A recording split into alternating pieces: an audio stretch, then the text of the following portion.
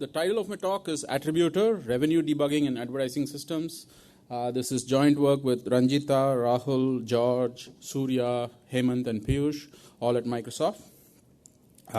So advertising systems are really complex, and they're complex for two reasons. One is just the sheer scale, and two is the number of entities they interact with. At the core, there are users who navigate to websites, publisher websites like Bing.com, Yahoo.com, or other websites. And when the users view or click on ads on these sites, the publisher earns revenue.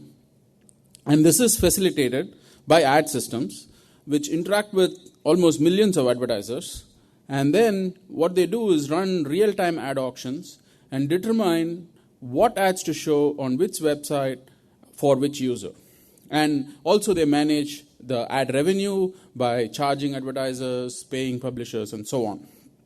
Advertising system also has to deal with a bunch of fraud operators who are also there trying to somewhat usurp the ad revenue. And at the core, right, advertising system is basically a large-scale distributed system, thousands of servers across several data centers, running all these auctions and managing more than hundreds of millions of such interactions every day. So these are complex systems, and the problem we are looking at is revenue debugging. Trying to answer a question like this: why is revenue at a given time down anomalously? What is the cause for this? From the question itself, you can see there are two components here.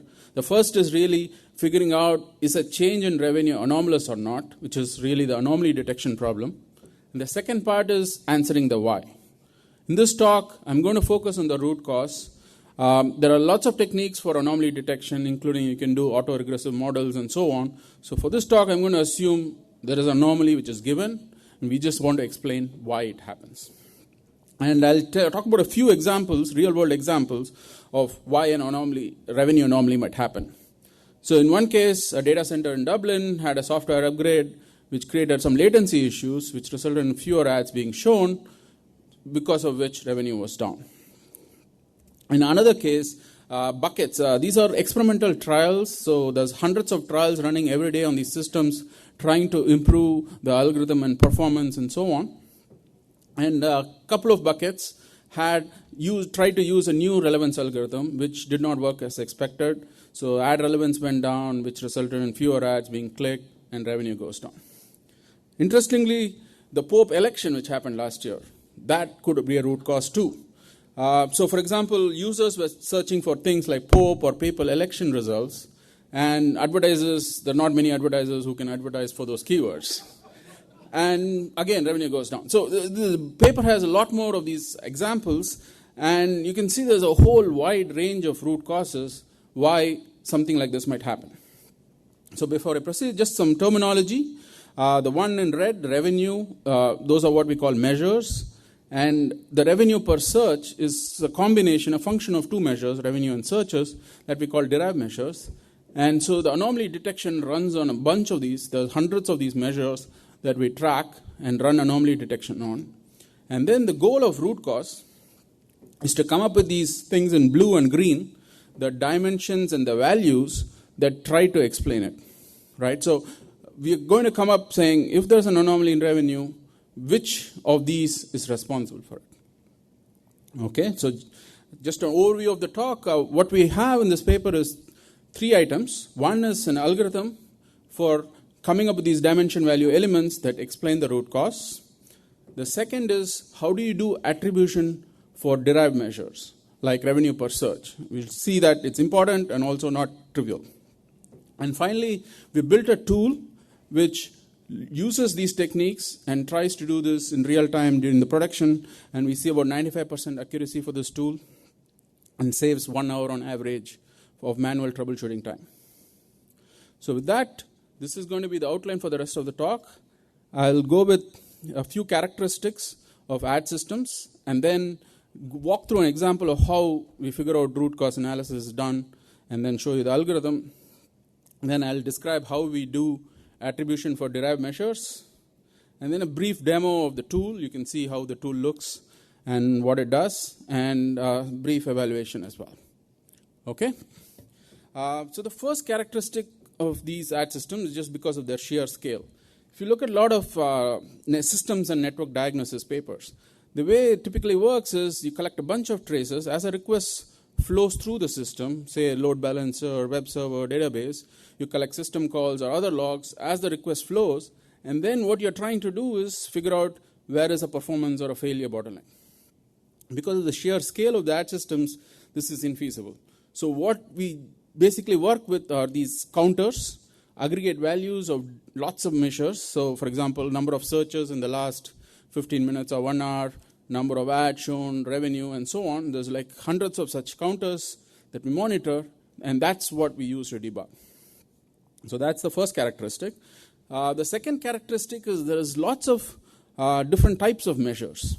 So at the bottom in the red, what I have there is what we call fundamental measures, like number of searches, number of dollars earned, whatever it is. These are additive and simple. But the system also tracks a bunch of derived measures, which are sort of functions of many fundamental measures, like revenue divided by search, cost divided by number of clicks.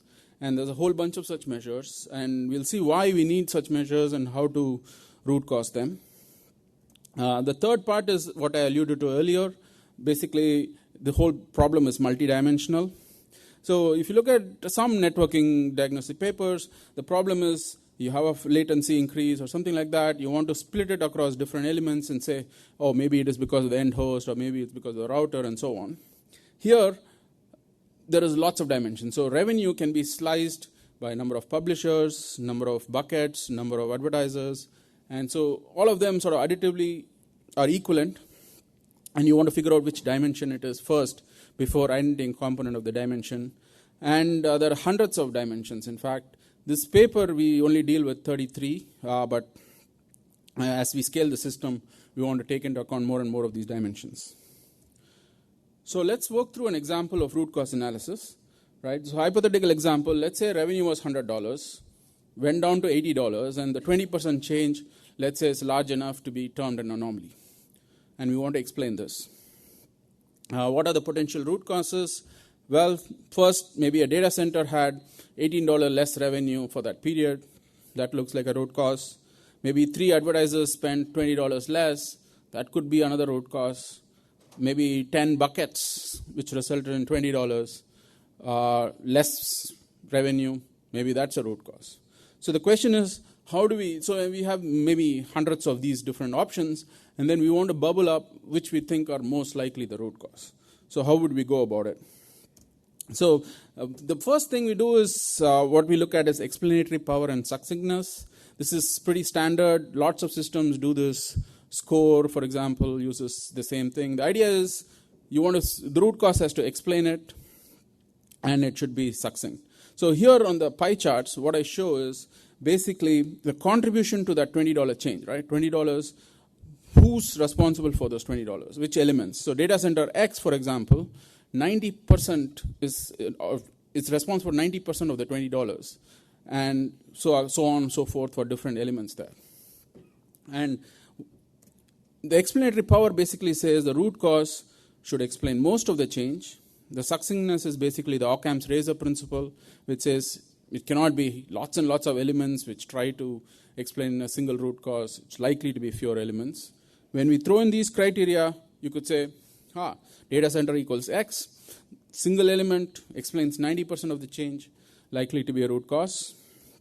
Or maybe you would say there are 3 advertisers who explain 100% of the change. Maybe they are the root cause. But at least you could probably eliminate the flights, because it's unlikely that 10 different flights all contribute 2% each or 10% each to the total change. Now, how would you distinguish between these two? First guess maybe data center explains 90%. Maybe that's one item. Maybe that's a better root cause. And to distinguish this, we introduce this notion of surprise. If you look at the same thing in a different way, let's say, what is the relative contribution of different elements of a data center? Here, what it turns out is you have graph on the X left, which is the relative contribution of data center, both expected and actual. On the right is for the advertisers. And what you see is this data center was already dealing with 90% of the traffic. It is dealing with 90% of the expected traffic, and it's dealing with 90% of the actual traffic. And so it explains 90% of the change. That's not very surprising because it was a bulk of the revenue anyway. And so it's not surprising that it explains bulk of the change. Whereas if you look at the advertiser, there is lots of flux in their relative contributions. So maybe that's more likely because it's a little more unexpected or surprising that there is all this change in their behavior. So this intuition we capture by trying to find elements that deviate most. We use the measure, relative entropy measure, which is sort of the information gain between the actual and expected values in the probability. And the specific term we use is JS divergence. There's more detail in the paper why we use that. But what we're trying to see is there information, anomalous information in these elements, which can explain. And when we apply this criteria, it's likely that the advertiser is the root cause. So the algorithm that we want is we want to find the dimension and smallest set of values that maximally explain the anomalous change while maximizing surprise. So it's a multi-objective optimization function, optimization problem. And the way we work is we basically come up with a greedy algorithm, put constraints on the size, set size, and what it needs to explain, and then try to maximize surprise. More details, but the algorithm is fairly simple and straightforward. The next piece that I want to talk about is basically attribution for derived measures. So first question is, why do you need these derived measures? So I have three tables there. One is showing estimated and actual revenue for advertisers. The next table is showing estimated and actual number of clicks. And the third is a derived measure, which is cost per click. So revenue divided by clicks for the same advertisers. Now, if you look at the change in both revenue and the number of clicks, both are below the 20% threshold, let's say, which we won't call anomaly, right? So maybe there is nothing anomalous going on here. But if you look at this derived measure, there is a 22.5% change, and that is anomalous. So what this derived measure is capturing is correlation between different measures. If they are correlated in a particular way, maybe there is something bad. So if you just look at the fundamental or basic measures, you will not find these anomalies. So you have to operate in this derived measure space to figure out these correlations and identify these anomalies. So that's what the derived measures helps with. How do we attribute causes to derived measures? So if you look at that table, there's a 22.5% negative change in cost per click. But if you look at advertiser A1, there is no change in advertiser A1 cost per click, no change in A2's. In fact, A3's cost per click actually goes up, and no change in A4. So if you just look at cost per click measure, you cannot tell who's responsible. In fact, it turns out nobody's responsible. Couldn't have gone down, should have gone up. Right? And the flaw in the argument here is we should not be really looking at the derived measure space because those are functions and they're not additive. So if you look at that, you can't do the attribution. So how would we attribute this change to one of the advertisers? So the intuition we have is what we want to do is sort of keep everybody else the same. So assume that all the other advertisers performed as expected and only one advertiser had an actual behavior. Compute the cost per click using that, and then see what the difference is to the total, and that we can attribute to an advertiser. And this is sort of captured by the idea of partial derivatives. And since this is discrete domain, we have to do finite differences, but fundamentally it's trying to do partial derivative-based attribution. And when you do that, what you find is advertiser A1 is in fact most responsible for this. Even though his cost per click did not change, it was 0.5 before and 0.5 after, what has happened is the revenue for this advertiser has gone down 5x, the number of clicks has gone down 5x, and so this is an advertiser who has a very high cost per click, who's doing very little business, and so he's brought down the overall cost per click. And so this is, again, important because you want to figure out and see whether there's a problem here, is there advertiser having problems, can we go fix it or not. So I'll quickly do a brief, show you the tool, how it works here. So what happens is the tool runs in real time. Whenever an anomaly is detected, it goes, collects all the data, runs the algorithms, and then creates this HTML5 app, which then the troubleshooter looks at. So this is an example of an alert on revenue per searches for the UK market for ads shown on mobile devices. And as you can see, the one on the left is a bunch of measures we showed in a dependency graph.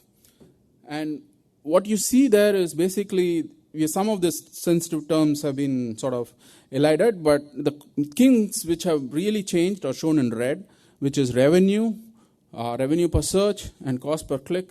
They have the most deviation. The ones on the right is the graph. So the x-axis is basically 1 week worth of data, and the red line is the current week, and the other lines are the previous weeks. And you can see towards the end, there is a huge spike in revenue per searches. And let's look at revenue again. So here you see this nice diagonal pattern over 1 week, and towards the end, there is a spike. In fact, revenue has gone up 130%. Of course, one may wonder, why do you care if revenue is going up? Do you want to bother about it? But the reason is you don't know whether it's because of fraud, because of some error in logging. So there's lots of reasons why you track both revenue going up and down. And what the system sort of shows here is, it says the top 3 suspects are root causes for this revenue going up. Turns out in this dimension called advertiser account number, Apple UK comes up at the top. There's a dimension called advertiser. Advertiser can have multiple accounts.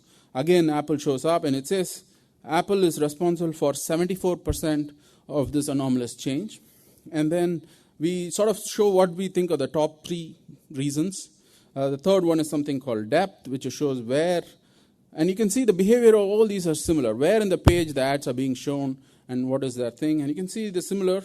And then the manual troubleshooter looks at it and says, this is the week when iPhone 5 is being released. It makes sense that the budget for this advertiser is going up. So there is nothing to worry here, and he can move on. So it just bubbles up the most interesting aspects. And then there are lots of other things here I don't have time to go into. But the whole idea is to make the manual troubleshooter job quick and easy. Okay, so there's lots of evaluation in the paper. I'll just have one slide here. We went through about 128 anomalies over a 2-week period. These are anomalies generated on real traffic over 8 markets, both ads shown on PC and mobile. And what we did was we took the attributor output, compared it with the manual troubleshooting results, and sort of sat with them and went through each of those. About 90% of them, it matched exactly, so there was nothing to worry about there. In 4 cases, we found, interestingly, that the manual troubleshooter result was actually erroneous. The attributor tool was more likely to be the root cause, and that shows sort of the value of doing this, exhaustively looking at all dimensions, whereas a manual troubleshooter might be prone to sort of looking at biased sample of results. This sort of exhaustively throws up every dimension that is out there. Also, attributor, on the other hand, had errors, about 5 of them in this case, and it turned out this were mostly because attributor has access to a certain set of data. It's not complete, whereas the manual troubleshooter has domain knowledge and access to other data sources and other things that we are not privy to, so we cannot really root cause things which are not there. So in our total, we had an accuracy of 95%, which is quite good, at least the first trial. And we estimate that time saved would be about an hour of manual troubleshooter for each alert on average. So summing up, there's related work. There is lots of work in systems and networking, and there's the fault isolation, performance work like SCORE and Sherlock. There is the network traffic pattern finding like autofocus and hierarchical heavy hitters and so on. There's work on data summarization and data mining and revenue debugging as well. So we sort of split into like 3 categories. The root causing is pretty much similar among all these different domains. You're basically looking to explain the change in as few elements as possible. The multiple dimensionality, different techniques, different systems use different techniques. Like autofocus does combination of dimensions using different heuristics. What we look at is surprise, this measure of surprise to separate out the dimensions. And as far as we know, derived measures have not been looked at least in this domain. So that's all I have. The summary, advertising systems are incredibly complex. There's lots of data, and we want to bubble up the most interesting things for the persons to look at. And so we have an algorithm which we believe helps with root cause analysis. We also have this technique for derived measures which operate in the derived measure space. And we have this tool which is running in production, which has 95% accuracy and saves about 1 hour of manual troubleshooting time. So with that, thank you. And I can ready to take questions.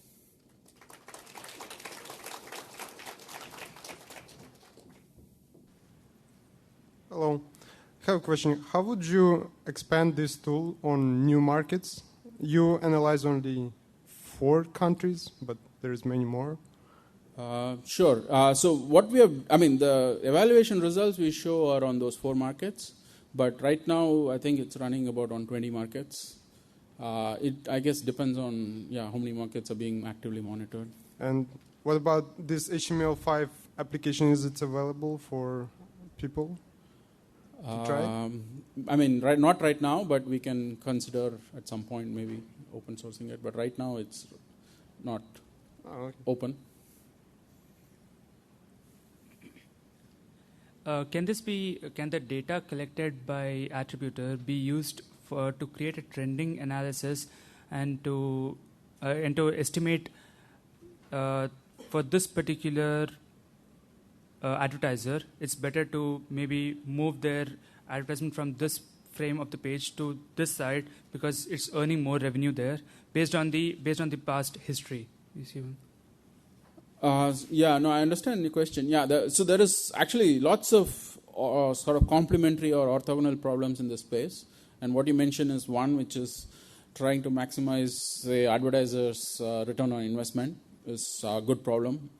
So I think they are all related, but also distinct in some ways, right? So we can use some of the data here to do that, but I think there's those separate problems in its own right. So I think they're all interlinked. There's a whole bunch of problems in this space, and I think what you point to is one of those. Yeah. And another thing is, does this take network latency into consideration when calculating these anomalies? So good question. So again, we have lots of counters and dimensions. The network latency comes bubbled up into a dimension which is data center or logical data center, how well data center is performing. Deep down, if you dig, there's different latency counters which also you can go drill down. So I think you can think of root cause analysis as like multiple layers. So one layer is you'll isolate to a data center or logical rack, and then you look at the next layer of counters and so on. Okay. About slide number 10, I believe, you had a counter that you had a parameter that said smallest set. It's relative to what? As in a set based on size based on what? Well, okay, the smallest was just Occams razor principle, right? So it cannot be, if all your results are like 100 elements long, then it's unlikely. Most likely there's 1 or 2 elements which are the root cause. So the smallest is in that sense. You want few elements which explain it. Thank you. One more quick question. This seems to be very relevant for any type of alarm troubleshooting. How are you guys trying to abstract this for just normal online services? I imagine non-cloud computing, Azure must have, could use something like Yes, actually, it's a very good question. I have an extra slide for that. Basically, it's not specific to advertising. So we are looking at some problems, like problems in diagnosis in data centers. There's a paper by Bodick some few years ago. Again, can we use similar techniques to explain slowdown in networks? Slowdown in like failures in Azure. So again, the principles are similar, but maybe the domain is different, and we have to figure out how to match this. Can I just complement my question? So I guess a more focused question would be, how much effort is it on creating a domain-specific troubleshooter or domain map and dimension map versus having something that can pick up a new service, we feed in thousands of metrics, and it can create the matrices and the multidimensional matrix? So we believe the principles are fundamental, but again, I have not yet done these things, so I can't claim how easy it is. Once maybe I have some experience working with other systems, I can comment on that. Thank you. Thank you. Okay, let's like our speaker.